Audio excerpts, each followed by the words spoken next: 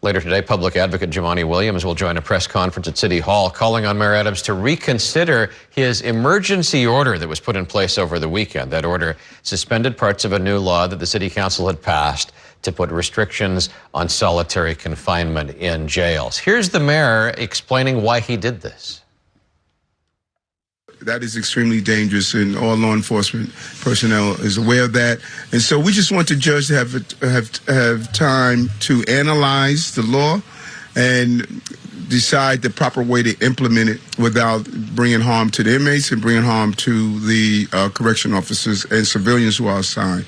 And so it's just a temporary pause to give them the time to do that proper analysis. And of course, this all happened on the weekend. Not a lot of time for anybody with an opposing view to respond. Public Advocate Williams with us this morning. Thanks for coming in. Always a pleasure to be here, Pat. Did you know that this was coming? Were there any hints from the Adams administration that an emergency order would come up? Well, Pat, it's another day, so it's another opportunity for the mayor to show that, as Speaker Adams said, King Adams is the only elected official. None of us are here. The council's not here. The other citywides aren't here.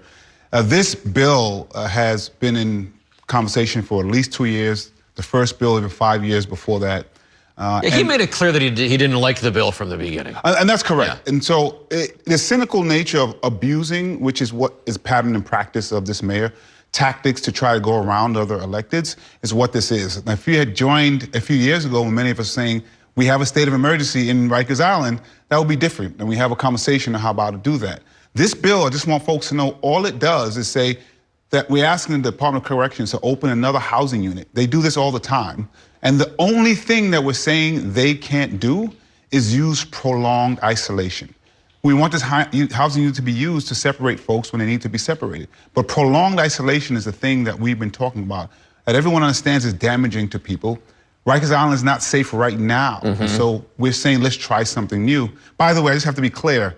You can still restrain people traveling to Rikers or within Rikers. It's another lie that the mayor is spreading. Well, yeah, there's several layers to this, but the one that struck me was in the same way that the mayor struck this Charter Revision Commission, which then gets in the way of the city council's law about advice and consent. Again here, he's using the powers of being able to say there's an emergency to stand in the way of something that the duly elected council had put forward. He's abusing it. And so we have found a pattern of abuse from this mayor when it comes to things like this nature. And again, all of us were elected by the same city on the same day. The mayor refuses to accept that. And if it doesn't come from him, it's not right. The most dangerous thing here is abusing a state of emergency order, because that is a precedent that can be very, very harmful. Yeah. We agree that there's been a problem in Rikers. I wish the mayor had agreed with us earlier so we could figure this out. Is there a remedy available to you? Could there be a court action? We're going to look at everything that we can do, including suing. I know that Speaker Adams and the council are also looking at the same. They teed up the ability to be able to sue. We figured this mayor might do something. We weren't sure what. But New Yorkers should be disturbed that this mayor does not want to work with anyone else except himself. And we want people detained in Rikers and working in Rikers to be safe. That is not the case right at this moment in time. We just lost another detainee. This law is made to try to change the culture that exists right now in Rikers Island.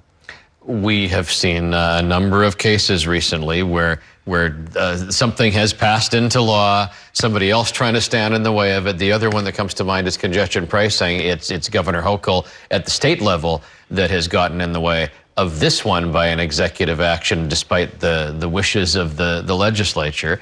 You are involved in one of the lawsuits that is trying to challenge either the nature of the governor's pause or the service cuts that have come about as a result of the funding that isn't there from congestion pricing. Is this a similar case where one executive's taking action that may not have the full mandate of those that are also elected? What's most interesting in this one is the executive, the governor, is actually getting in the way of herself, because about 2 weeks before this pause, she said internationally how great this is going to be. Something has changed before 2019, between now and 2019, but nothing has changed between the weeks when she was lauding how great this would be and now. And that's part of the frustration. And to be clear, what she hasn't done is figured out how we're going to pay for things. So we're seeing cuts to bus services. We're seeing cuts to capital programs. And one of the things that we joined was a lawsuit to restore some of the bus cuts that were going to hit the neighborhoods that needed the most, our working class neighborhoods, our immigrant neighborhoods, our black and brown neighborhoods. And there hasn't, this type of leadership is not what we need at the moment. Well, one of the things that we've been hearing from the governor is that I'm standing up for the working people. Does that ring true to you among the New Yorkers? Absolutely not. Listen, I come from a driving family, so I want to be clear about that.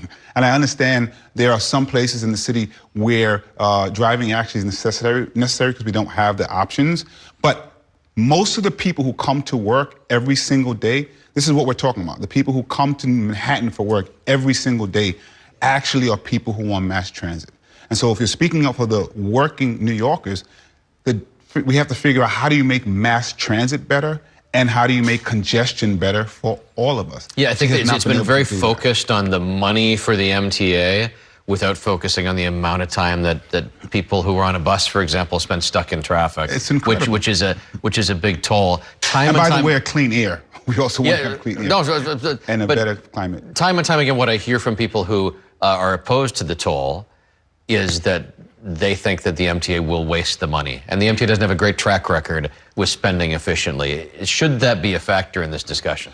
Well, it should always be a factor. So we have to make sure there are safeguards to ensure that the MTA has the constraints what we want them to have to spend the money where we want them to spend it. But what we can't do now is continue the status quo, which is what the governor is doing. Congestion pricing has been around for decades. It is a painful conversation. I actually think there are some issues with the current plan, but I think the best way to do that is to move forward and tweak it as you go. I will tell you, whenever we get a plan that folks say, the governor said, okay, this is the one, there's going to be pushback. There's going to be no point in time where people are agreeing with this, particularly the folks who are going to be hit the hardest, and I understand that. But again, sometimes our emotions get the best of us. A lot of folks that I hear complaining are actually not going to be impacted in the same way when it comes to congestion pricing because they don't drive to the city every single day.